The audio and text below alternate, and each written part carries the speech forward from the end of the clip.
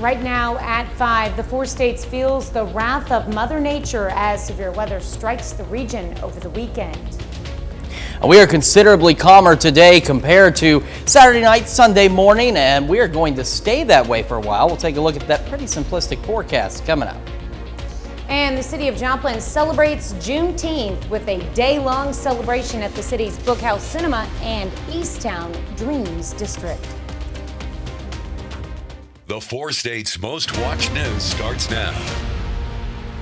Good morning and welcome to the KOAM Morning News. It's 5 a.m. I'm Tanya Bond. I'm Chris Warner. So, boy, we had ourselves a bumpy Sunday morning across the area. So, got some strong winds. Now, I can't get me away from the weather. I stayed up all night watching it until Doug and Chloe signed off about 3:30, and that's when I went to bed.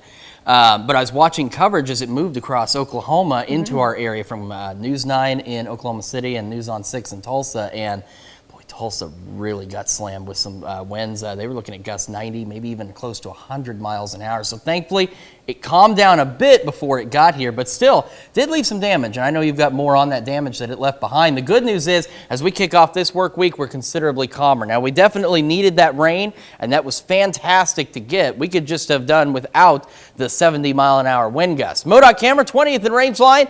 We're looking good. Calm, dry roads, looking great out there. Same from the KDOT camera at 69 and East 520th Avenue.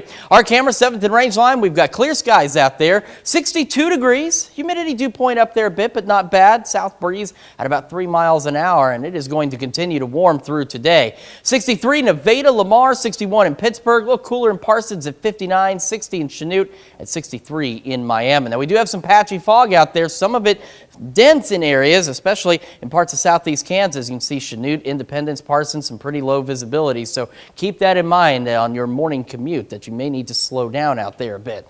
We'll have that fog through about 8 o'clock this morning. We warm up quickly near 80 by late morning under sunny skies, and this is a pretty easy forecast for us today. Sunny skies, it's going to get hot. We're talking highs right around 90 degrees out there, and a mild evening ahead of us. Sunny skies, clear skies overnight, almost to 70 for our overnight lows. And as we look ahead, not a lot of change. We're going to stay sunny to partly cloudy, temperatures upper 80s and lower 90s as we head all the way into this upcoming weekend. Look at Saturday and Sunday, highs pushing the mid 90s and maybe some pop-up storms by Sunday. Tanya?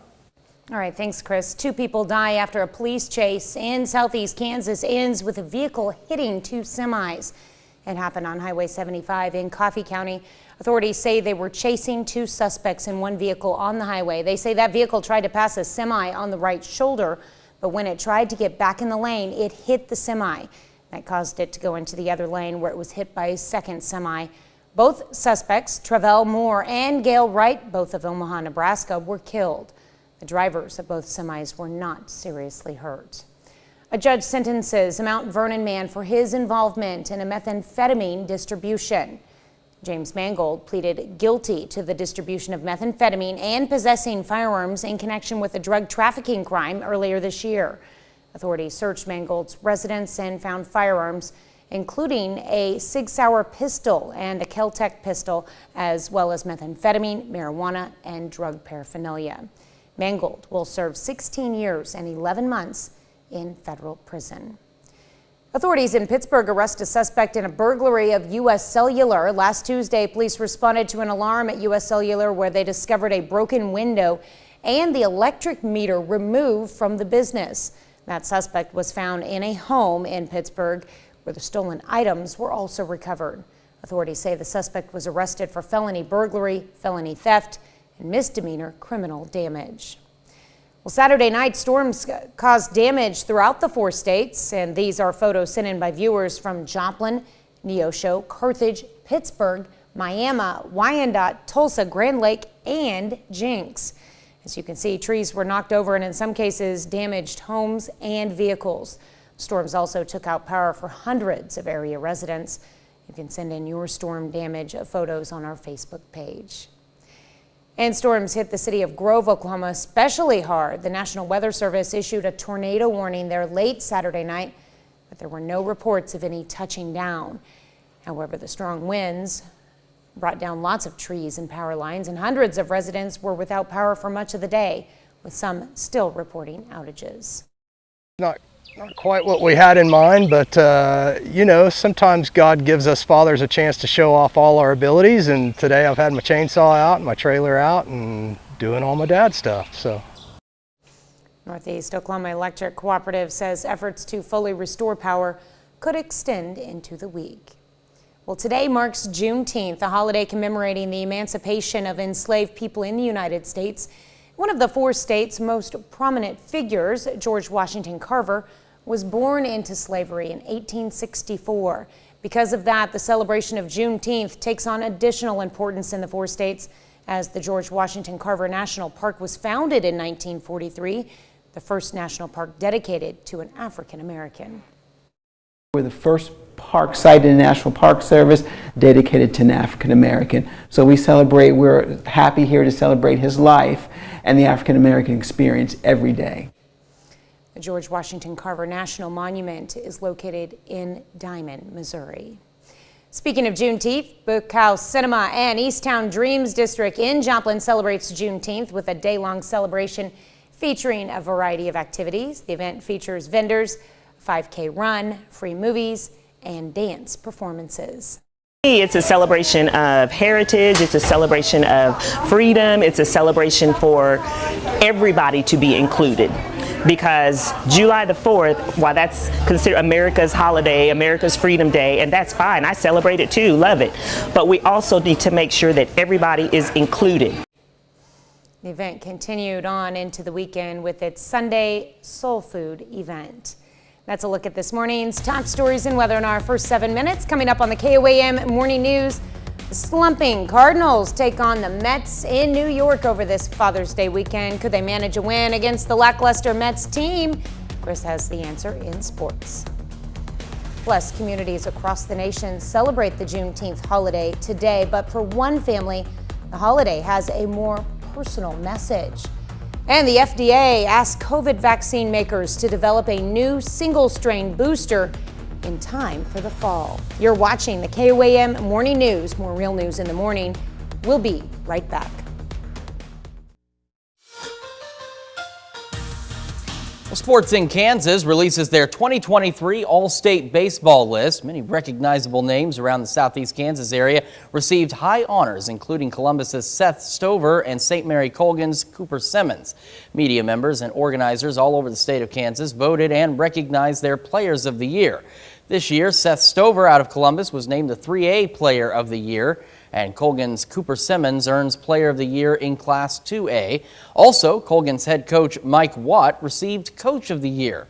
Not only was it just those guys who received honors, but there were also many Southeast Kansas athletes that made All-State First Team, Second Team, and Honorable Mention. Well, Joplin Outlaws and the Nevada Griffins meet for the first time this season. Both teams are off to a slow start, and the winner of yesterday's game could get a boost. In Nevada, at Lions Stadium, the Griffins defeated the Outlaws 5-4 in 10 innings. Griffins snap a 4-game losing streak. As for the Outlaws, they'll continue their long road trip and head to Jeff City for a big game against the Jefferson City Renegades. The Royals and Cardinals were both in action on Father's Day, and both teams with a chance to win a 3-game series. Cardinals at Mets in New York. First inning, Nolan Arenado at the plate, and he takes that ball on a long flight. Look out, that ball might land in LaGuardia. Goes 2-0 Redbirds. Go to the top of the second now. Paul Goldschmidt loops that ball into the gap all the way to the wall. 2 runs come in to score. The Cardinals take a 5-1 lead. Now we go to the top of the 5th. Cardinals up 6-5. Rookie Jordan Walker with a swing and a drive. Starling Mart is out of room, and it's out of here. Solo home run puts St. Louis up 7-5. Go to the top of the 9th now. Game tied 7-7. Nolan Arenado sends this ball out to Souvenir City. Cardinals take an 8-7 lead, and St. Louis holds on and beats New York 8-7. Royals versus Angels, 4th inning, tied game 1-1. Rookie Samad Taylor, the base hit to right field. Miguel Garcia scores. RBI single puts the Royals up 2-1. We go to the 5th inning now. Shohei Ohtani puts a charge into that one, and that, folks, is a moonshot. 2-run homer by Ohtani gives the Halos the lead 3-2. Very next pitch, Mike Trout It's a swing and a drive. Big fly for 2-7 solo home run. Pushes the Angels lead up 4-2. Bottom of the 8th. Royals looking to get back in it with a runner on, but Brandon Drury is there to make a spectacular play. Angels hold on to beat the Royals 5-2, and they win the series. Day 3 of the College World Series on Sunday. Some teams will be going home and others will be moving on. Starting off with TCU and Virginia. What a game this was. TCU survives and defeats the highly talented Virginia Cavaliers 4-3. With that loss, Virginia has been the first team in College World Series to be eliminated. TCU moves on to the next round. On the other side of the bracket, Oral Roberts keeps their magical season rolling as they take on the Florida Gators. Gators take a bite out of Oral Roberts 5-4 as the Golden Eagles almost completed a big comeback, but they come up just short. Oral Roberts will now play TCU in an elimination game on Tuesday at 1. Before we head out of here, we're going to check out this foul ball at the Yankees-Red Sox game. A fan gives the ball to the kid who takes it and throws it back on the field. Oh no, the older brother is beside himself. Can't believe what he just did. Really upset. Talk about a really tough challenge for that dad on Father's Day. And now the younger brother is hiding and the older brother is giving the silent treatment. That is too funny. Well, still to come, Russian and Ukrainian troops suffer a high number of casualties as Kyiv fights to keep out invading forces, and not even Father's Day could slow down the violence. Plus, we got another check of that sunny and warm forecast when the KOAM Morning News returns. Cool this summer? Joplin, Springfield. Welcome back to the KOAM Morning News, 5:17 now on this Monday morning, and we've got a considerably calmer start for us today compared to what we had Sunday morning. We've got mostly clear skies out there. We're pretty calm. We're looking good. MoDOT camera 20th and Rangeline, and same from the KDOT camera at 69 and East 520th Avenue, just south of Pittsburgh. A little bit of fog out there. That's something we're going to talk about in just a moment. Right now, our camera 7th and Rangeline, we've got clear skies sitting at 62, south breeze at 3, and temperatures around the region. A little bit of a cooler start, but it's going to warm up quite nicely today. You got 63 Nevada, Lamar, Carthage, and Fort Scott, 61 in Pittsburgh, 60 Neodesha, Chanute, 63 in Miami, and 62 back down in Neosho. Here's a look at the fog tracker. You can see, especially in parts of southeast Kansas, some fairly dense fog from Fredonia, Chanute, Independence, and Parsons, where visibilities are fairly reduced, and you can see that fog overspreads back into northeast Oklahoma, and I even ran up to some on the way in from Joplin to here. So do watch out for that patchy dense fog and be prepared to slow down out there. That fog holding on through about 8 o'clock this morning, then we'll go sunny skies and warming up quickly near 80 by late morning, and as we head into the afternoon, we're talking highs upper 80s, right around 90 degrees today, and it's only going to get warmer over the next several days. Holding on to those sunny skies.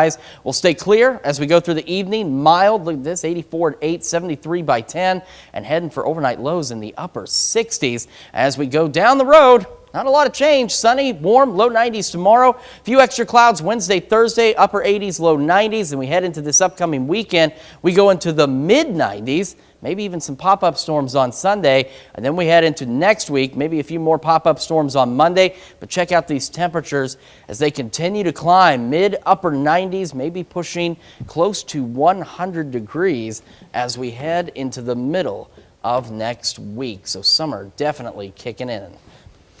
Well, Juneteenth marks the day the last enslaved African Americans in the U.S. learned of their emancipation. Today, celebrations are taking place across the country in honor of Juneteenth, but for one woman, the story of Juneteenth is personal. Danya Bacchus shares her story. For Dr. Joyce Ritchie, Juneteenth isn't just a holiday, it's part of her family history. She used to share like the oral history to our family members. Ritchie's great-grandmother, Rena Terry Watson, was born into slavery in Georgia. Her family has traced their roots through slave trade papers and marriage certificates from the 1800s. There was a profile on her great-grandmother in a local newspaper when she was 110 years old that helped the family connect the dots to Juneteenth. Her master did not tell his slaves they were free until the Yankees came and made him tell them, she said. Juneteenth marks the date in 1865 when Union troops arrived in Galveston, Texas to announce all enslaved people were free. It was nearly 2 years after the Emancipation Proclamation. I always recognized it almost as a Texas holiday, to be totally honest with you. And so just to read that history, and I can't tell you how excited I was to see it. I immediately wanted to share it, especially with our, younger generation. And share it, they have. Every couple of years, her extended family gets together for reunions, hundreds of family members celebrating their rich history and honoring those who paved the way. She forgave them. If we can kind of learn from that, that would be powerful. A powerful family history lesson that can apply to all. Danya Backus, CBS News, Los Angeles. Now, Richie's great-grandmother also said the plantation owner was told to give enslaved families 10 acres and a whole ham. They never received the land, only a hog's head. And that brings us to our question for you today. How will you spend Juneteenth? You're going to be learning about history, community involvement, doing some work, spending time with family, all of those things, or maybe none of those things. Well, we want to hear from you. Make sure you take time to vote through our website at koamnewsnow.com/vote. You can also do so through the app and take part in discussion on our Facebook page. We will be back with Health Watch right after this.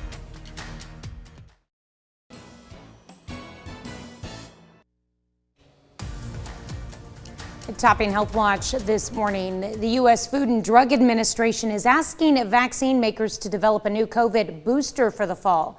FDA wants the seasonal shot to target the Omicron spinoff XBB 1.5. The new strain is already circulating through the public. Health officials are also wanting the latest vaccine to be single strain, which means the booster would only target this new variant and not the original strain of COVID or its earlier mutations. Researchers say the older strains have evolved and are no longer a public threat. Also, compared to the multi-strain shot, it is believed the single strain booster will be more effective against the immediate threat. Testosterone replacement therapy does not appear to raise any major heart risk. That's according to the largest study yet of the treatment. Researchers looked at 5,000 men ages 45 to 80 who had low testosterone levels and a high risk of cardiovascular disease. They found that the group that took testosterone replacement therapy and the placebo group had no difference in the rate of heart attacks or strokes. Researchers did find a higher incidence of irregular heartbeat, acute kidney injury, and pulmonary embolism in the testosterone group, but they say it occurred at low rates. The study's author says the findings could help men and their doctors make a more informed decision if testosterone therapy is right for them. The study is published in this week's New England Journal of Medicine. One organization in Oklahoma offers fathers a helping hand in the form of someone who can help care for their mental health. Alex Cash has more on this group and how they are helping the community. Leon Skillins is from Skills on Wheels and says dads suffer from mental health problems, but often in silence. Anxiety, depression, stress, just not being able to be adequate as a father. Skills on Wheels is a non-profit offering therapy sessions to people in North Tulsa who can't access resources. They have a mobile mental health unit in an RV, and they're trying to help dads in North Tulsa who might be struggling with mental health issues. We want to target that dad, that 8 to 5 dad, that working dad, the dad who doesn't look as if he has those issues, but he really does. Mental health is a big issue amongst men these days, and what's happening is studies are saying and research is really telling us that when men are down or their mentals are down, it affects everybody in the house. The National Institutes of Health carried out a study in 2019 and found men are significantly less likely to seek help for mental health issues. Skillins says that can be down to pride. He says he's trying to change that. We are struggling to tap into our inner spirits. We want to look at just the outside. You know, we want to go to the gym. We want to feed ourselves the protein, the creatine, but we don't want to take care of the inside, the heart, the brain, the mind, body, and spirit. So those things are vitally important for me in this day and time, especially post-pandemic. Skillings has launched a new program called Sewing into Fathers, hoping to help North Tulsa dads. And we want to just pat them on the back and be an ear for them to vent to, a shoulder for them to lean on. And we just want to pat them on the back and say, hey, we're here for you. There is hope that you can be a strong father so that you can create a strong family for you and yours. And to leave a legacy that's not about negativity that's attached to gang violence or street violence or drugs. That's a look at some of today's top health stories. You're watching the KOAM Morning News. And we've got ourselves a much calmer start to our Monday morning. Some patchy fog out there. We'll take another look at that forecast when the KOAM Morning News returns. Right now at 5:30, KOAM Shagun Bombdale takes us to Pittsburgh, where pet owners brought their furry family members to a microchip clinic event. We've got a pretty decent but hot Monday lined up for us after those weekend storms. We'll talk about how hot it's going to get heading into this weekend coming up. And Prairie State Park in Missouri invites the public out to celebrate and learn more about some scaly four-state residents. The 4 states' most watched news starts now.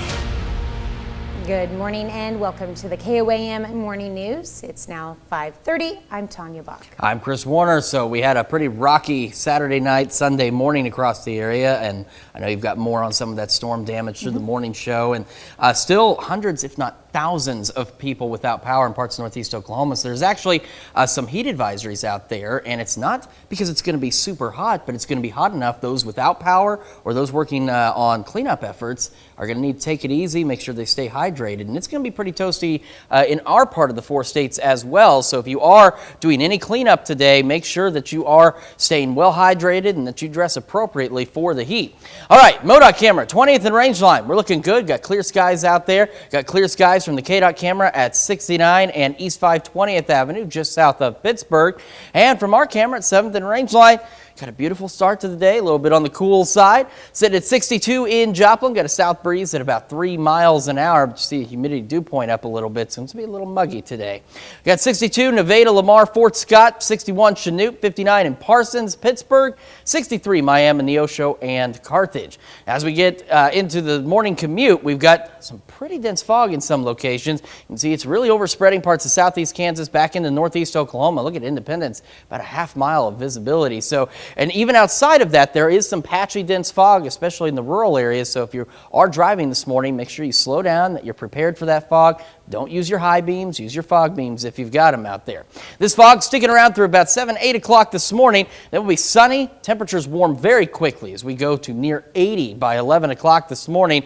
Highs today pushing right around 90 across the region. Sunny skies. And because it's going to be so sunny, it's going to be hot. It's going to be a little bit muggy. Again, if you're doing any kind of cleanup work today from the storm Sunday morning, make sure you are prepared for this heat. Staying warm as we head through the evening, down to 73 by 10. Clear skies overnight and mild as we go back into the upper 60s. And this heat not going to let us go anytime soon. We're going to stay upper 80s, lower 90s. Sunny skies, a few clouds Wednesday, Thursday. Our far western counties like Elk and Chautauqua could see a stray shower Wednesday afternoon, but unfortunately, that's going to be about it. We head into the weekend. Temperatures continue to climb. We're looking at the mid-90s out there and maybe some pop-up storms as we head into Sunday. Tanya? All right, thanks, Chris. Well, letters with strange white powder turn up across the state of Kansas. The Kansas Bureau of Investigation says approximately 100 letters containing suspicious white powder were sent to Kansas lawmakers and public officials. A small sample of the letters containing the powder have been sent to a laboratory that specializes in testing biological samples. Preliminary tests have returned from the lab indicating the substance is presumptively negative for common biological agents of concern. A joint investigation between the Kansas Bureau of Investigation and the FBI is ongoing. Pet owners in southeast Kansas were able to get some peace of mind and keep their fur buddies a little safer. Southeast Kansas Humane Society hosted a microchip clinic event over the weekend. KOAM's Shagun Bombdale has more. As the 4th of July approaches, the Southeast Kansas Humane Center is hosting an event to help pet owners in case their animals go missing. We'll insert a chip in them. It's just as small as like a grain of rice, and it will stay in them for all of their life. And it's only if they were to escape and then get picked up by someone and taken to a shelter, and then have them scanned for a chip, and it'll come back under the owner's name. Kelsey says some pets might be terrified of the fireworks on Independence Day. Important, especially with the 4th of July coming up. Pets usually go missing around this time. So, you know, it's every like 1 in 3 animals would go missing in their lifetime. So it's really important for owners to just be up to date on all their vaccinations and getting them chipped, just so they can always stay at home with them. The chips are not a tracking device, but more of an identification card. People think that a microchip is kind of like a tracking device, and it's not. You know, most of the time an animal will get picked up by someone, and if they end up liking the animal and keeping it, they will realize, you know, this is probably someone's pet, and then take them into a shelter to get them scanned to see if they have a chip, to see if it's anybody's pet. In Pittsburgh, Shagbamdele, KOAM News. More than 9 animals were microchipped during the event. Well, Prairie State Park in Missouri held a Hug a Herp event to help the community learn more about reptiles and amphibians. Attendees were able to hold the reptiles while learning various facts and dispelling rumors and myths about them. Take-home crafts were available for everyone at the event. I teach people about the reptiles in Missouri, just the common species and the native species. I do my research, and I want to conserve these species and teach more about them, because I hate when they get killed or they get harmed because people don't know how to properly identify them. The event began at 10 a.m. and ended at 3 p.m. on Saturday. City of Lamar, Missouri celebrates its 100th anniversary. The city hosted a party in the city park. It featured plenty of fun activities, food trucks, a beverage garden, and will end with a free concert by a group called the Mixtapes. Officials say the party is a great way to get the community out to celebrate the city's history.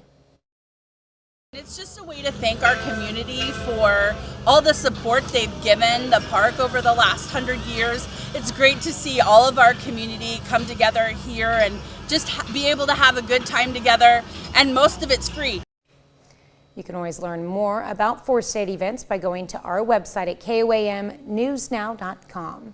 Pittsburgh Festival of the Arts came to a close at Pitt State University. The festival consisted of week-long free concerts for the community to enjoy.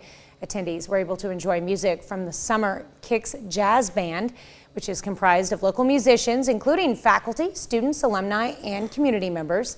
On display at the Bicknell Center throughout the month of June is an exhibit from the collection of Jim Halsey Company. It's a lot of fun, and I think it's fun for the band. It's a challenge because you're coming in, and I'm not necessarily picking nothing but easy music. Some of it's very difficult. So they come in, they read it, they play it, and we have a couple of students in the band. Exhibit may be seen during the week, Monday through Friday, 8 a.m. to 4:30 p.m. Well, this morning we're discussing Juneteenth. Now, Juneteenth marks the day the last enslaved African Americans in the U.S. learned of their emancipation. Before Juneteenth became an official federal holiday, it was already observed as a state or ceremonial holiday in 48 U.S. states as well as D.C. Although communities have celebrated Juneteenth for more than 150 years, calls grew to establish it as a federal holiday during the summer of 2020. On June 17, 2021, President Joe Biden signed legislation making Juneteenth a federal holiday after Congress passed the Juneteenth National Independence Day Act that same month. And that brings us to our question for you this morning. How will you spend Juneteenth? We've got a number of different options out there. So far, we don't have any votes yet, but is it going to be learning about history, community involvement, working out there, spending time with family and friends, all of those things, or maybe none of those things? And make sure you take time to vote through our website, through our app, and of course, take part in the discussion on our Facebook page. All right, that's a look at our top news stories. Coming up this half hour in the KOAM Morning News, police in Austria thwart an attack on the city's biggest annual Pride Parade over the weekend. We'll have the details. Plus, we're taking you to McAdams Park in Wichita for one Juneteenth celebration that's right here in the 4 states. We'll have the latest. And you're watching the KOAM Morning News. More real news in the morning. We'll be right back.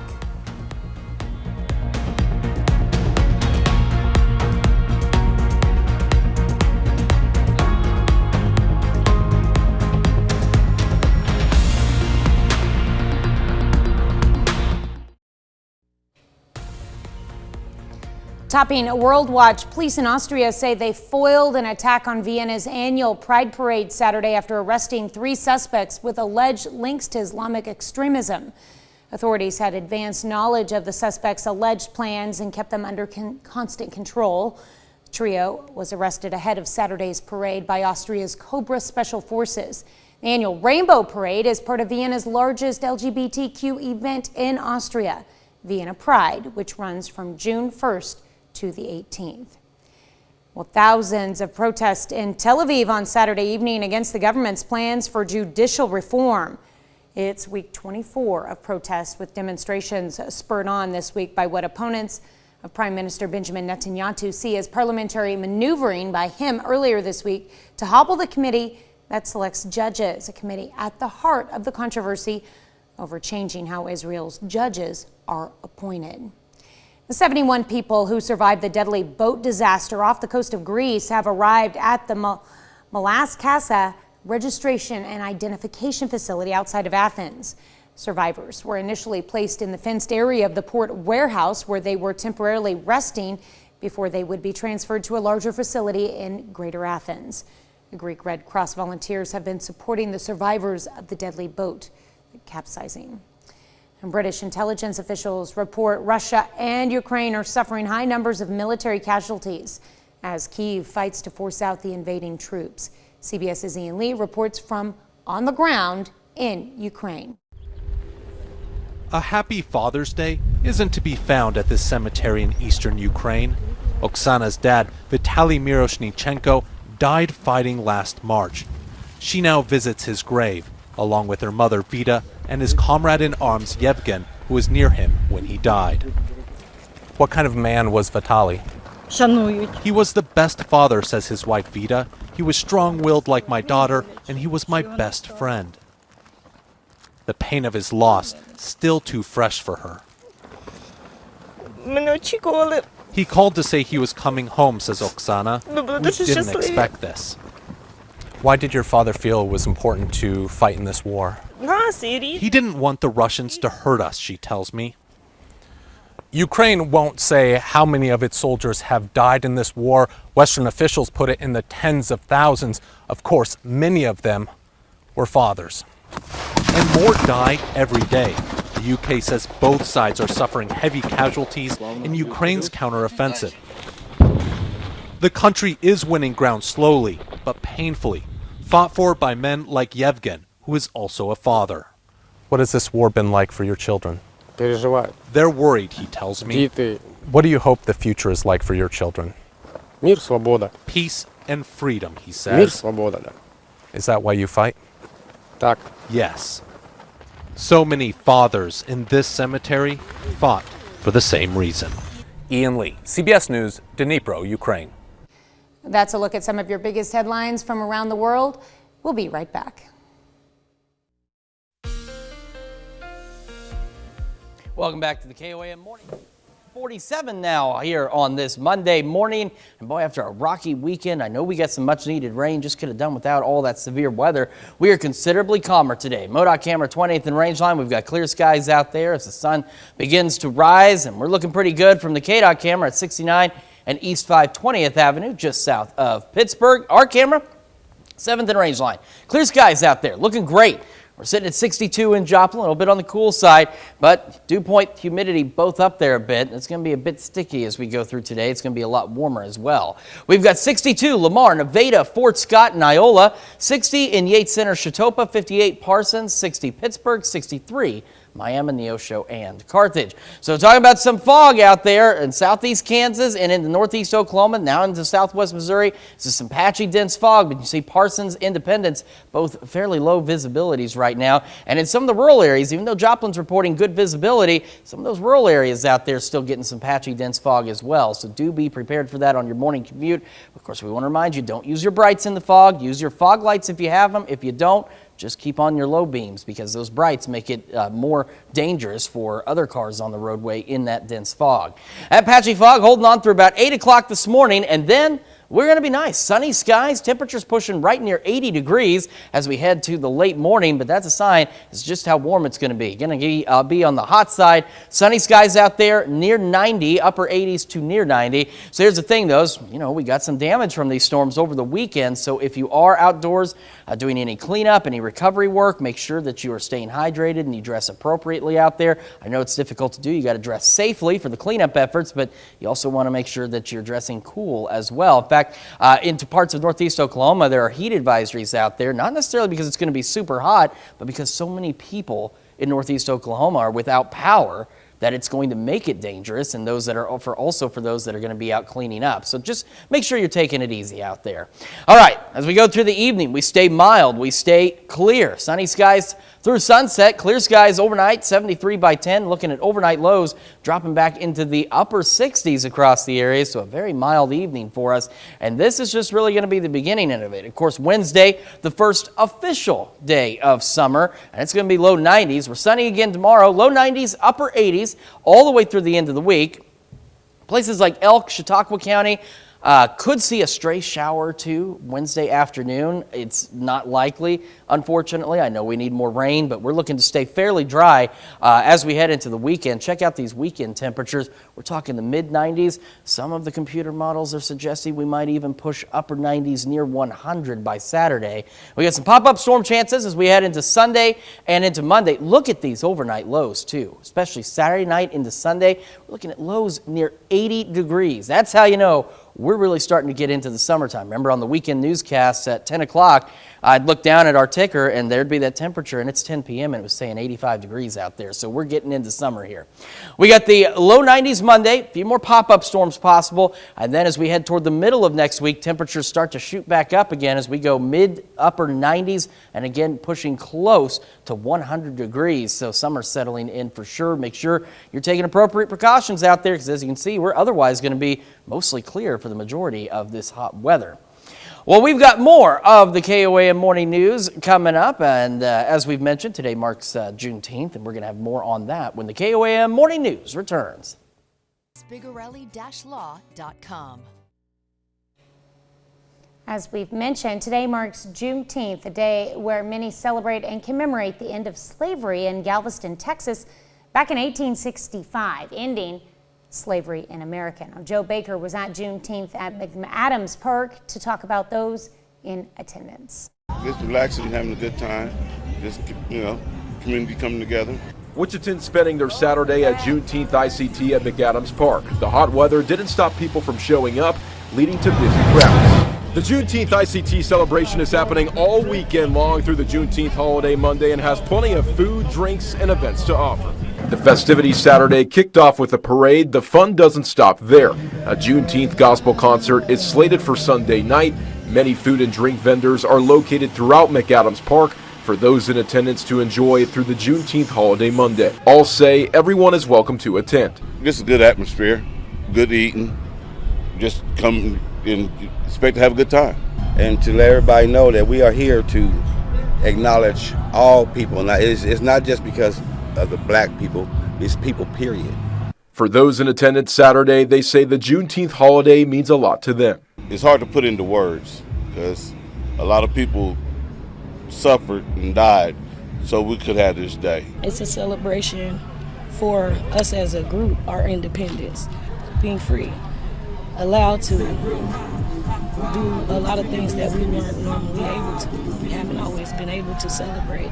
We haven't always been able to express ourselves in a free way.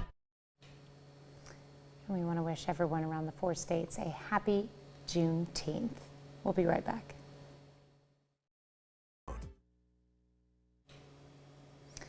Well, archaeologists have found a gleaming 3,000-year-old sword at a burial site in southern Germany. The well-preserved sword was discovered last week in the state of Bavaria.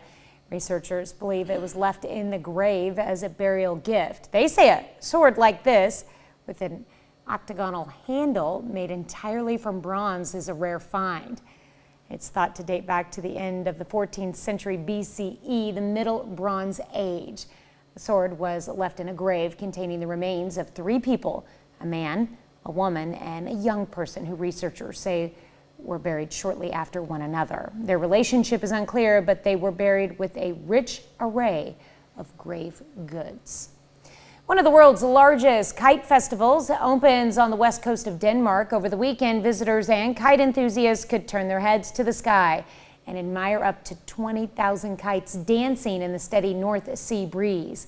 The west coast of Denmark is exposed to strong and consistent winds from the west, passing the island's flat terrain and dunes, allowing for uninterrupted airflow. A generation of kite builders from around the world have been visiting the area, many since their youth. We've got ourselves some patchy dense fog out there in some locations, so do be aware of that. That should burn off by around, say, 8 o'clock this morning. After that, we're sunny and we're going to heat up fast. We're going near 80 by 11 this morning. And as we head into the afternoon, we've got upper 80s, right around 90 degrees for our highs, and we've got those sunny skies. So if you're doing any cleanup today, as we've mentioned, make sure you dress appropriately and stay hydrated out there. We'll hold on to clear skies throughout the evening and into the overnight hours, 73 by 10, and into the upper 60s for our overnight lows tonight. Then as we look ahead, we're going to hang on to the upper 80s, low 90s, sunny skies, some partly cloudy skies out there as well. We go into the weekend, we really start to heat up. We start pushing the mid 90s out there. We're looking at maybe some pop-up storms on Sunday, and check out Saturday's low, near 80 degrees. Summer officially kicking off Wednesday, and it will really be here by this weekend. We'll be back with more of the KOAM Morning News right after this. Right now at 6, the 4 states feels the wrath of Mother Nature as severe weather strikes the region over the weekend. And we're much calmer for us as we kick off our new work week across the area, but we're also going to be a little bit on the warmer side. We'll take a look at that forecast coming up.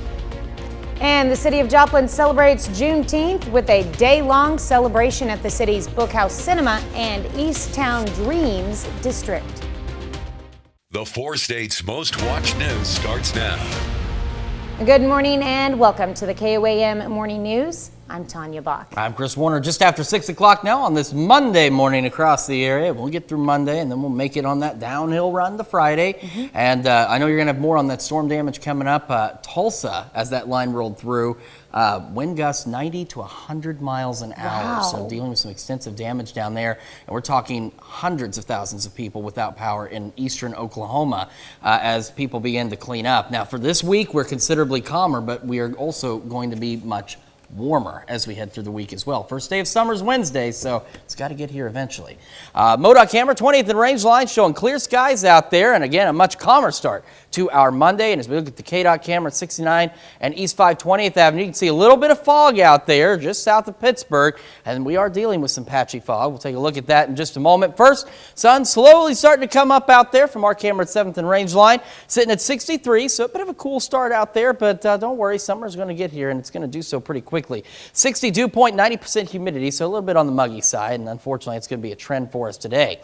We've got 62 in Nevada, Lamar, 60 in Pittsburgh, Fort Scott, 63 Chanute, 59 in Parsons, and 63 Miami and Neosho. As we're talking about with that fog, still pretty dense out around Parsons, just south of Chanute, the Oswego area, so do be aware of that. And we've got patchy fog for a good portion of the area, and in some of the rural areas, even though some of the cities are reporting good visibility, some of the rural areas have some patchy dense fog out there as well, so do be aware of that. That fog should burn off right around 8 o'clock this morning. That's going to leave us with sunny skies, and we're going to warm up quickly. We're talking near 80 by 11 this morning. Highs today, upper 80s, near 90. So if you are cleaning up after some of the storm damage from over the weekend, do make sure that you're dressing appropriately. I know it's a hard balance because you've got to dress safely, but you also have to dress cool if you can, and most importantly, stay hydrated out there, because while upper 80s, 90, it's not bad. It's hot. It's not bad. We're going to have some humidity out there. It's going to make it feel pretty nasty. We'll hold on to clear skies as we go through the evening and into the overnight hours, down to 73 by 10.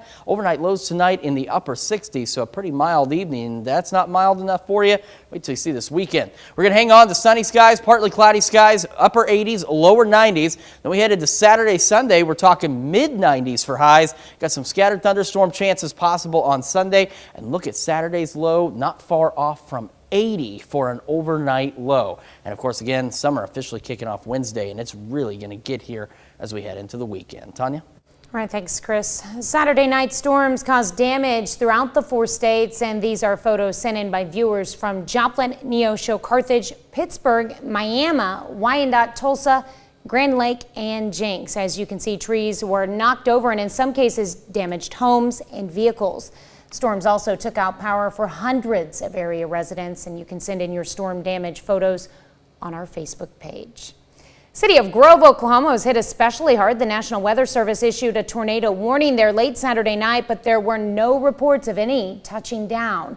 However, the strong winds brought down lots of trees and power lines, and hundreds of residents were without power for much of the day, with some still reporting outages.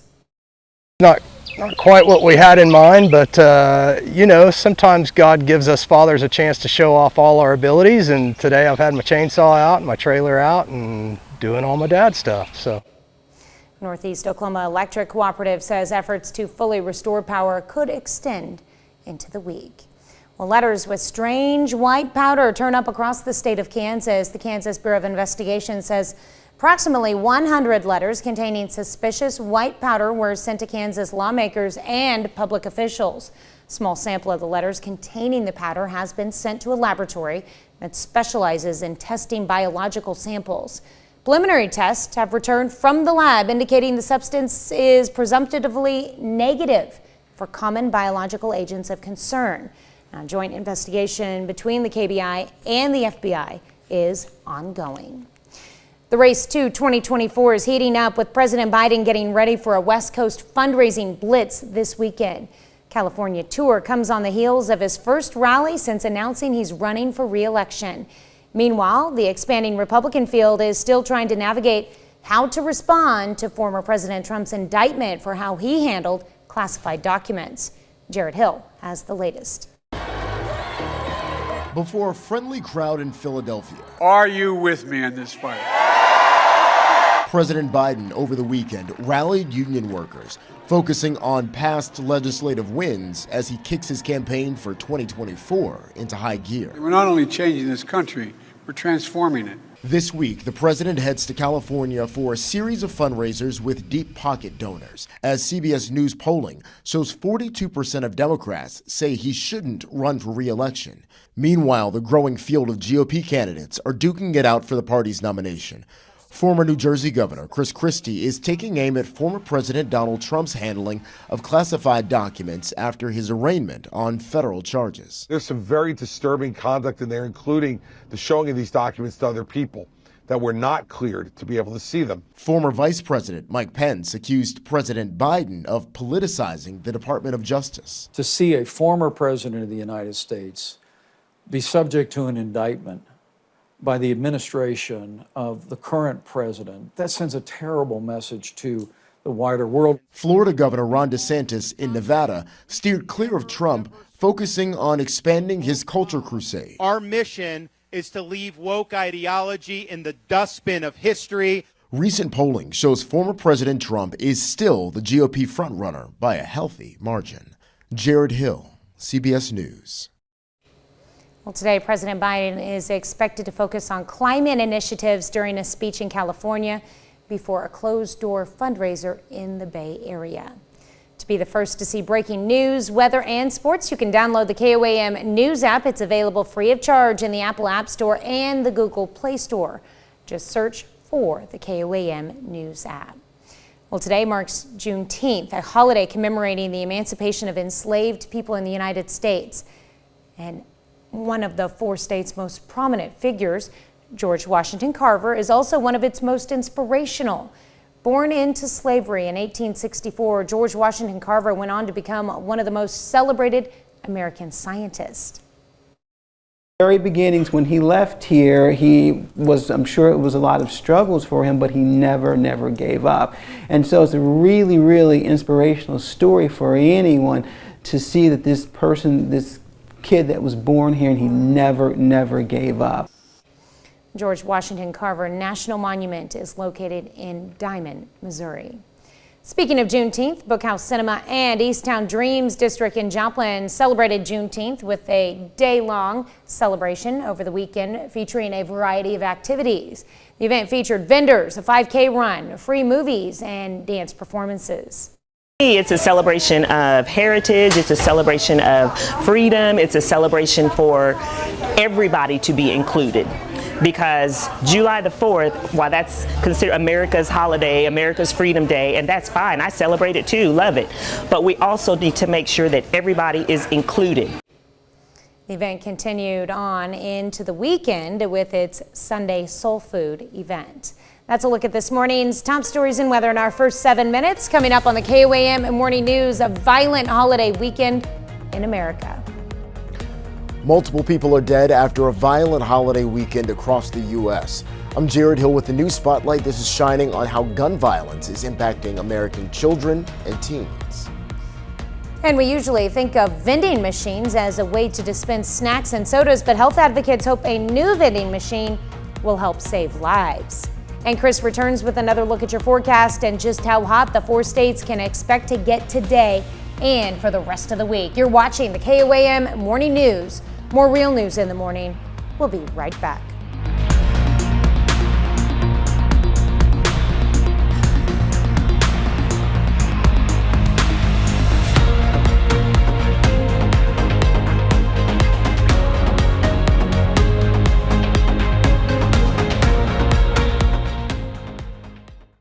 Let them help find the coverage you need. Call First Missouri Insurance today. Topping Nation Watch this morning, states are accelerating efforts to block Chinese purchases of U.S. agricultural land. A growing number are considering legislation to ban sales to so-called foreign adversaries. 8 states already have such laws, and advocates say the U.S. needs to protect its food supply and military bases, while critics worry about discrimination. Less than 1% of foreign-owned farmland in the U.S. belongs to Chinese investors. West Virginia University men's basketball coach Bob Huggins has stepped down following an arrest for DUI. Huggins announced his resignation and intent to retire in a statement released on Saturday. In it, he apologized for his actions and said he is going to take some time off to focus on his health and his family. Huggins was arrested and charged with driving under the influence in Pittsburgh, Pennsylvania, Friday night. According to police, he had a blood alcohol level of 0.21, nearly 3 times the legal limit. Holiday weekend was a deadly one with over a dozen shootings in states across the United States since Friday. Now, one of those shootings in Missouri took place at a party where teens were gathered, killing at least 1. All of this comes as the new federal data shows gun-related deaths are on the rise for young Americans. Jared Hill has the latest. A Father's Day celebration turned deadly on Chicago's South Side yesterday evening. At least 2 people were killed, 3 others injured, after witnesses say someone drove by a park and started shooting. That came hours after another deadly mass shooting early Sunday, about 30 minutes away in Willowbrook, Illinois. That one during a Juneteenth celebration. The motive behind this incident is unclear, and this is still an active investigation. 5 people were injured during a shooting at another Juneteenth celebration outside of a lounge in DeKalb County near Atlanta. While in Washington state, police said a gunman randomly fired into a crowd at a music festival happening at a campground, killing 2 and injuring 3 others. My heart was racing. I was just kind of scared. The city of St. Louis is reeling after 1 teenager was killed and 9 more injured in a shooting at a party Saturday night. The violence these children experienced last night is intolerable and unacceptable. At a Safe Communities event last week, President Biden spoke about the need to do more to stop gun violence. Prayers are fine. They're important. It doesn't happen again, but it's not going to stop it. You have to take action, have to move, have to do something. Heartbreakingly, according to the U.S. Gun Violence Archive, more than 800 children and teenagers have been shot to death in the U.S. so far this year. Jared Hill, CBS News. Last week, the Centers for Disease Control released a study showing homicide and suicides have spiked to a leading cause of death for young Americans ages 10 to 24 years old. Experts have blamed access to guns as part of the cause of that spike. WNBA star Brittany Griner had an emotional reunion with the people who helped secure her release from a Russian prison. Griner met with members of the national security team in Washington, D.C. on Friday. He was initially detained in February of last year. A Russian court found her guilty of drug possession and later sentenced her to 9 years in prison. The Biden administration worked out a prisoner swap for Griner last December. Friday's reunion came after Griner's team, the Phoenix Mercury, played the Washington Mystics in D.C. More than a dozen people who worked on Griner's case attended the game. And that's a look at some of today's top national stories. Here's Chris with a look at your forecast. Yeah, we've got ourselves some patchy dense fog out there, and we'll have that holding on through the morning hours. We'll take another full look at the forecast and let you know how hot it's going to get when the KOAM Morning News returns.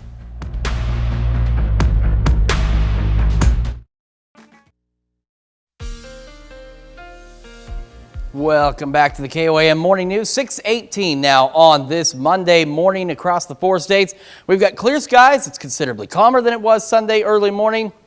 But we do have some patchy fog out there. MoDOT camera 20th and Rangeline. Can't see any fog in the Joplin area from here. And as we take a look at the KDOT camera at 69 and East 520th Avenue, right up above the banner here, you can see there is some patchy fog. Not too terribly dense, but definitely some fog out there. And we're taking a look at the KOAM Studios camera here just north of Crestline. And you can see that fog out there. Again, not terribly dense, but there is some patchy fog. Now, some of us, though, are experiencing some dense fog. We'll take a look at that in just a moment. All right.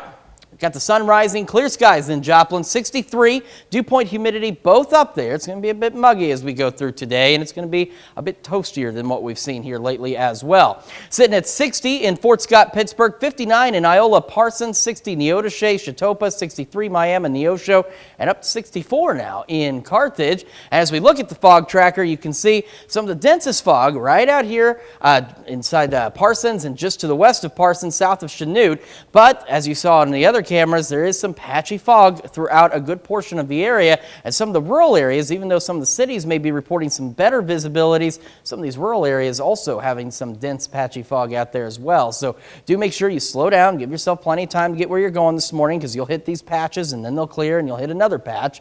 And of course, if you run into the fog, use your fog lights, not your brights. Of course, with the sun coming up, a little easier to navigate, but still, slow down, be careful. Fog lasting through about 8 o'clock, then we'll go sunny skies and pretty warm. Look at this, near 80 by 11 o'clock this morning. We head into this afternoon.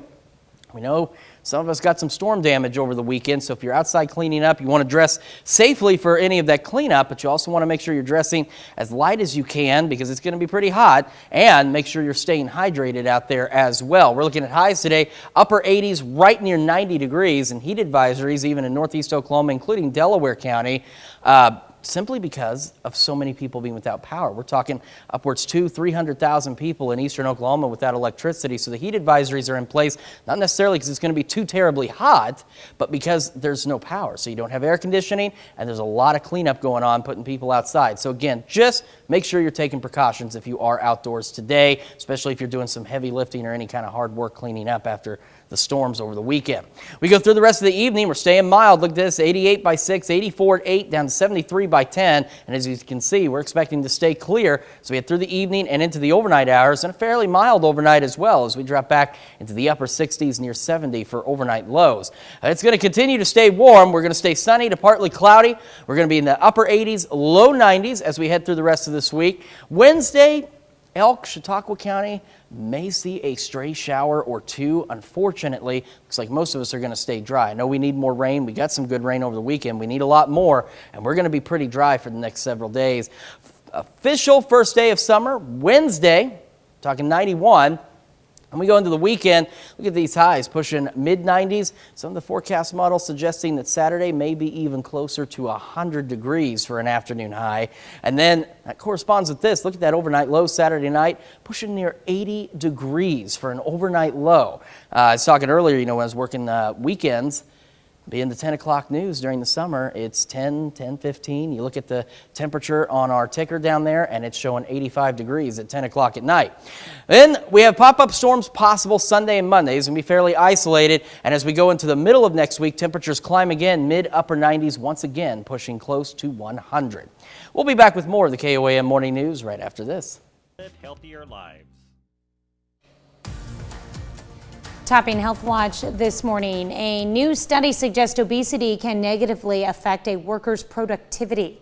Researchers from Eli Lilly and Company looked at more than 700,000 employees and found costs associated with absenteeism, short and long-term disability, and workers' compensation were higher annually for people with obesity compared to those with healthier weight. They recommend employers focus on interventions that help improve the well-being of those workers. People with alcoholism may claim to have a higher tolerance, but researchers say the reality is more nuanced than that. A study from the University of Chicago found people with alcohol use disorder, or AUD, displayed less impairment on fine motor and cognitive tasks than light or social drinkers after consuming the standard intoxicating amount. But when they drank the equivalent of their usual drinking habits, their impairment more than doubled and did not return to baseline as many as 3 hours after drinking. Well, a new poll finds 1 in 6 parents say their child experiences stomach aches at least once a month, but 40% of those parents have not discussed the issue with a doctor. The Mott Children's Hospital national poll also found nearly 3/4 of parents think their child's belly pain is related to digestion or food, but over 1/4 of parents attribute it to anxiety, trying to avoid school, or fishing for attention. Health advocates hope a new type of vending machine will save lives. It dispenses critical medical supplies in neighborhoods in need. Bradley Blackburn has more. This vending machine in New York City is in the business of providing products that could be life-saving. As you see, we have masks, we have wound care, we have Narcan kits, we have xylazine and fentanyl test strips, and feminine hygiene and regular old hygiene kits, because the community said that that was something they wanted. It's the first public health vending machine from the city's Department of Health and Mental Hygiene. The goal is to reduce stigma and increase access as the city looks for new ways to lower overdose deaths. We all know people who would be alive today if a machine like this had existed, that whether we're working with someone who winds up dying of an infection because they couldn't access free wound care, to someone who overdoses because they couldn't get free, easy access to Narcan. Services for the Underserved says 100 kits of Narcan, the drug used to reverse an opioid overdose, were distributed in the first week. The supplies are free and restocked daily. The hope that this vending machine will encourage people to seek the services and medical care they need. Bradley Blackburn, CBS News, New York. Similar machines in other parts of the United States and other countries have already shown success. Let's look at some of today's top health stories. You're watching the KOAM Morning News. We've been talking about that patchy fog out there, some of it pretty dense in location, so watch out for that, and it'll be lasting through about 8 o'clock this morning. And we'll transition to sunny skies, warming up quickly though as we go near 80 by 11 this morning. Highs today, we're talking upper 80s, right around 90 degrees, so a hot one out there. As you can see, sunny as well, so if you're doing any outdoor work, doing any cleanup after the storms, make sure you stay hydrated. And we'll stay warm as we go through the evening, down to 73 by 10. Overnight lows fairly mild as well, dropping back into the upper 60s under clear skies. And then as we look to the week ahead, we're going to stay sunny to partly cloudy. We're talking low 80s, upper 90s for highs. First day of summer, 91, partly cloudy. And we go into this weekend, look at this, mid 90s out there. Some pop-up storms maybe on Sunday, and some models suggest Saturday could get closer to 100. And then look at that overnight low Saturday night, pushing near 80. Let's check your forecast. We're back with more after this. At Slumberland Furniture. Right now at 6:30, the city of Lamar invites the public out to a party in the park, 100 years in the making. We've got a sunny and cool start across the area. Some of us dealing with some patchy fog, but it's going to start to warm up. We'll tell you about those temperatures and the rest of it. And Prairie State Park in Missouri invites the public out to celebrate and learn more about some scaly four-state residents. The 4 states' most watched news starts now. Good morning and welcome to the KOAM Morning News. It's now 6:31. I'm Tanya Bach. I'm Chris Warner. So it's a little bit on the cool side out there, and we're dealing with some patchy fog, some of it dense in some locations, especially in rural areas. So got to watch out for that. And then it's also going to be pretty toasty today. And if today's not hot enough for you, Just wait till the weekend because it's really going to start to heat up as we kick off summer this week, officially on Wednesday. About time. It's kind of been feeling like it. Yeah, it's been feeling like it for sure. Now we're officially going to get here, and then it's really going to feel like it. MoDOT camera 20th and range line looking good so far. Got clear skies in Joplin as the sun comes up. As we look at the KDOT camera, though, at 69 and 520th Avenue south of Pittsburgh, you can see just behind this banner some of that patchy fog out there. And then as we look at our camera outside the KOAM studios, just north of Crestline, you can see that fog.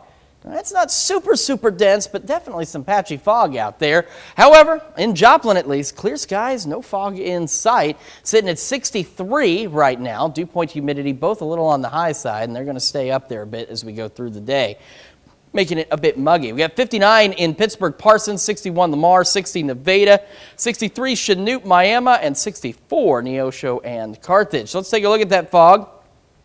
As you can see, it's been shifting, and now look at Iola, zero visibility. So we're talking some really dense fog up there. So do be careful if you are out traveling this morning. Fog holding on through about 8, then we go sunny, warm, near 80 by 11 o'clock this morning. Highs today pushing upper 80s, near 90 under sunny skies. So if you're doing any cleanup, make sure that you are staying hydrated out there. We're looking at lows tonight in the upper 60s, low 90s, upper 80s all the way through Friday, even for the first day of summer. And then we head into this weekend. Look at this, mid 90s for highs, maybe some pop-up storms Sunday. I just can't get over Saturday night's low temperature, right around 80 degrees. Tanya? All right, thanks, Chris. 2 people die after a police chase in southeast Kansas ends with a vehicle hitting 2 semis. It happened on Highway 75 in Coffee County. Authorities say they were chasing 2 suspects in one vehicle on the highway. They say that vehicle tried to pass a semi on the right shoulder, but when it tried to get back in the lane, it hit the semi. That caused it to go into the other lane where it was hit by a second semi. Both suspects, Travell Moore and Gail Wright, both of Omaha, Nebraska, were killed. The drivers of both semis were not seriously hurt. A judge sentences a Mount Vernon man for his involvement in a methamphetamine distribution. James Mangold pleaded guilty to the distribution of methamphetamine and possessing firearms in connection with a drug trafficking crime earlier this year. Authorities searched Mangold's residence and found firearms including a Sig Sauer pistol and a Kel-Tec pistol, as well as methamphetamine, marijuana, and drug paraphernalia. Mangold will serve 16 years, 11 months in federal prison. Authorities in Pittsburgh arrest a suspect in a burglary of U.S. Cellular. Last Tuesday, police responded to an alarm at U.S. Cellular where they discovered a broken window and the electric meter removed from the business. Suspect was found in a home in Pittsburgh where the stolen items were also recovered. Authorities say the suspect was arrested for felony burglary, felony theft, and misdemeanor criminal damage. Prairie State Park in Missouri holds a Hug a Herp event to help the community learn more about reptiles and amphibians. Attendees were able to hold the reptiles while learning various facts and dispelling rumors and myths about them. Take-home crafts were available for everyone at the event. I teach people about the reptiles in Missouri, just the common species and the native species. I do my research and I want to conserve these species and teach more about them, because I hate when they get killed or they get harmed because people don't know how to properly identify them. The event began at 10 a.m. and ended at 3 p.m. on Saturday. Well, the city of Lamar, Missouri celebrates its 100th anniversary over the weekend, hosting a party in the city park. Featured plenty of activities, food trucks, a beverage garden, and will ended with a free concert by a group called the Mixtapes. Officials say the party is a great way to get the community out to celebrate the city's history. It's just a way to thank our community for all the support they've given the park over the last 100 years. It's great to see all of our community come together here and just be able to have a good time together, and most of it's free. You can always learn more about 4 state events by going to our website at KOAMnewsnow.com. Pittsburgh Festival of the Arts comes to a close at Pitt State University. The festival consisted of week-long free concert for the community to enjoy. Attendees were able to enjoy music from the Summer Kicks Jazz Band, which is comprised of local musicians, including faculty, students, alumni, and community members. And on display at the Bicknell Center throughout the month of June is an exhibit from the collection of the Jim Halsey Company. It's a lot of fun, and I think it's fun for the band. It's a challenge because you're coming in, and I'm not necessarily picking nothing but easy music. Some of it's very difficult. So they come in, they read it, they play it, and we have a couple students in the band. And back to that exhibit, is available to be seen during the week, Monday through Friday, 8 a.m. to 4:30 p.m. Well, this morning we're discussing Juneteenth. Juneteenth marks the day the last enslaved African Americans in the U.S. learned of their emancipation. Before Juneteenth became an official federal holiday, it was already observed as a state or ceremonial holiday in 48 U.S. states as well as D.C. Although communities have celebrated Juneteenth for more than 150 years, calls grew to establish it as a federal holiday during the summer of 2020. On June 17, 2021, President Joe Biden signed legislation making Juneteenth a federal holiday after Congress passed the Juneteenth National Independence Day Act that same month. And that brings us to our question for you this morning. How are you planning to celebrate Juneteenth? I'm going to take a stab in the dark here and say that we are probably having some technical issues with our poll online because I find it, okay, hold on. We now have 100% are working. It said that when you said we were having problems. Okay, well, I still think there may be a few problems because I know most of us are working, not all of us are, and I'm sure some of us are doing some of the other things, but we still encourage you to vote, even if it's not functioning the way it's supposed to. And you can do that through our website, through our app, take part in discussion on our Facebook page. Maybe those that aren't working are still sleeping in. That's a possibility. It's a possibility. There you go. And that's a look at our top news stories. Coming up this half hour in the KOAM Morning News, experts blame a group of Russian hackers for waging a war of ones and zeros on agencies across the nation. We've got tips on how to protect yourself from high-tech theft. Plus, we've got ourselves a foggy start for some of us out there on this Monday, but thankfully no severe storms in the forecast. We'll take a look at that complete forecast when the KOAM Morning News returns. It's okay, but In Consumer Watch this morning, today President Biden heads to Palo Alto, California to tour coastal wetlands and tout his administration's investment in climate commitments. This week, the Biden administration is launching a $575 million climate resistance regional challenge aimed at helping communities become better able to withstand extreme weather and other impacts of climate change. Well, members of the Teamsters Union, which represents about 340,000 workers at UPS, voted overwhelmingly on Friday to strike if no agreement is reached with the package delivery company by the time the current contract expires July 31st.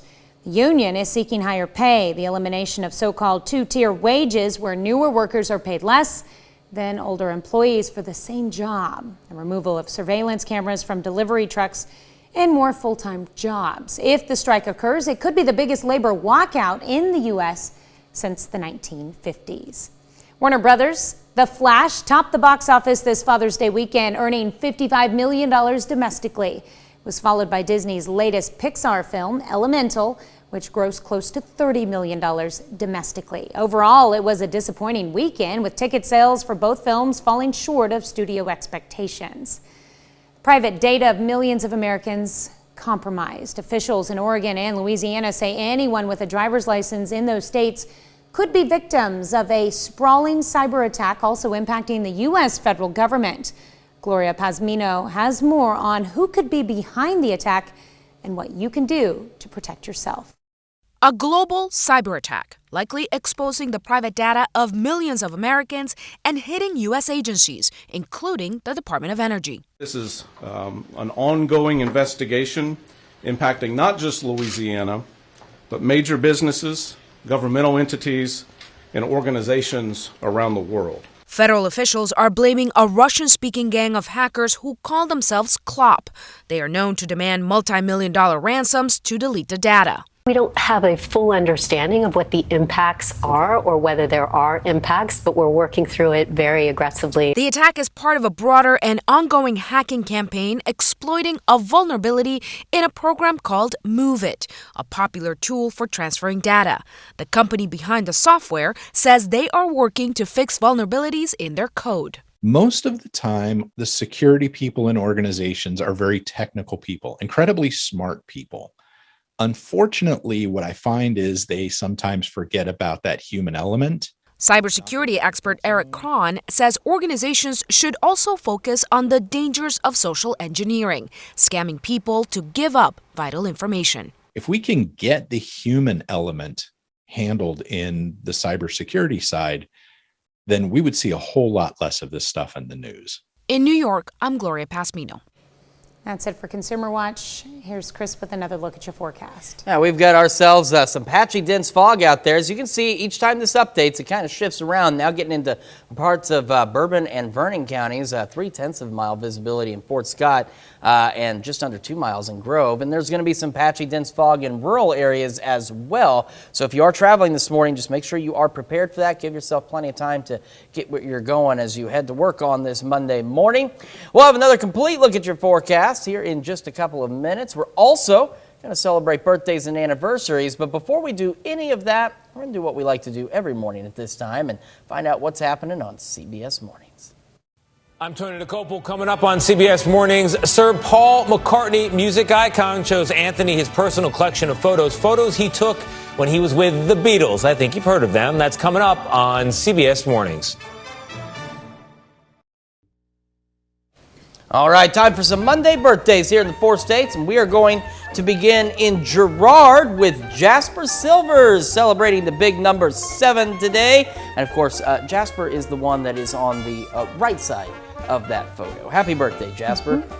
And the Wixon twins are turning 8 years old this year in Baxter Springs. There's Kale Wixon and Kennedy. Cute kids. Happy birthday. And just 2 months after getting married, Shelby Dryling is celebrating birthday number 24. Happy birthday, Shelby, in Joplin. All right, in Columbus, Gary Sandberg turning the big 6-0 this year. Hope it's a great one, Gary. And heading west to Chanute, we've got William Haynes celebrating birthday number 64. Fantastic throwback picture there. Very happy birthday to you, William. All right, Richard Ewan is celebrating birthday number 81 this year in McCune, Kansas. And Mason and Haley Mills celebrating their first anniversary over in Oswego. A very happy anniversary to the Mills family. All right, Ann and Tom Thiel in Columbus. Happy birthday to you, or happy anniversary to you, excuse me there. And our very own Janet Haller celebrating a birthday today. And Janet is one of our traffic and sales assistants. She's responsible for making sure things that are supposed to be on the TV are on the TV and in the right spot at the right time. Very happy birthday to you, Janet, with love from your kids and, of course, all of us here at KOAM. All right. And if it's Janet's birthday, then I guess it would be close to her daughter's anniversary. Because we've got Karenza, Janet's daughter, and Drew Cook are celebrating 2 years together. Congratulations. All right, and we've got Greg Brunghart celebrating a birthday over in Galesburg. Happy birthday, Greg. Well, as you know, we love celebrating with all of you. And Tanya, we want to continue to celebrate. What do people need to do that? All right, all they have to do is email us those birthdays and anniversaries to this email address. Don't forget the S, birthdays@KOAMnewsnow.com. And of course, if you head over to our website, you have an opportunity to sign up for the KOAM Birthday Club. You get some great deals from local businesses. Additionally, you get a special birthday message from your friends right here at KOAM. So make sure you head over to our website. Again, that's KOAMnewsnow.com and sign up for our birthday club today. All right. So let's back this up. We've been talking about some fog, we've been talking about some heat, and we're going to talk about all of that now in your forecast. So, MoDOT camera, 20th and Range Line. We've got sunny skies, clear skies in Joplin right now, but not everybody's dealing with completely clear conditions as Again, we have some patchy fog out there. You can see some of that fog here on the KDOT camera at 69 and East 520th Avenue, of course, just south of Pittsburgh. As you can see, at least through here on 69, not super dense, but there is some fog. And then from our camera here at the KOAM studios just north of Crestline, you can still see some of that patchy fog out there, and it's a little more dense over the fields and in rural areas, but do watch out for that. So let's take a look at where all this denser fog is. We go up to Bourbon and Vernon counties. You can see Fort Scott reporting 0.3 of a mile visibility. This fog is almost like it's shifting because about half an hour ago it was Iola down to 0 visibility, and you can see it's patchy all throughout a good portion of the area, especially in southeast Kansas and northeast Oklahoma. But again, some of the rural areas, even though some of the communities are reporting good visibility, still some patchy dense fog in those rural areas and on those back roads as well. All right, 63 in Joplin right now, clear skies as we can see. Humidity and dew point both up there a bit, 60 and 90% on those. Temperatures around the region, not a bad start. A little cooler in Iola and Parsons, both at 59. 60 Neodesha, 63 Miami, 64 Neosho and Carthage as we kick off our Monday. As we get going, we're going to see that fog through about 8 o'clock. It'll burn off. We'll be sunny and warm, pushing near 80 by 11 this morning. And as we head into the afternoon, we've got those highs pushing upper 80s, near 90 degrees out there under sunny skies. So in parts of northeast Oklahoma, including Delaware County with Grove, there's heat advisories down there, not because we're expecting necessarily oppressive heat, but with some higher humidity levels and the fact that there's hundreds of thousands of people in eastern Oklahoma without power. They've gone ahead and put some heat advisories in place because there's going to be folks with no air conditioning that are going to be impacted a little more than they usually would be. And of course, those working with cleanup and recovery efforts also going to be impacted out there. And same in our area. We know we got some damage, so if you're going to be out there, make sure you're staying hydrated, taking breaks. If you're in an area that has power, go into the AC every so often. We're going to stay mild as we head into the evening and clear, dropping back down into the upper 60s. And as we head to the week ahead, first official day of summer, low 90s, partly cloudy, upper 80s, low 90s all the way through Friday. And then we get into the weekend, we're talking mid 90s out there. Possibility of some pop-up storms Sunday. Saturday's low near 80. We'll be back with another check of your forecast and news you need to know right after this.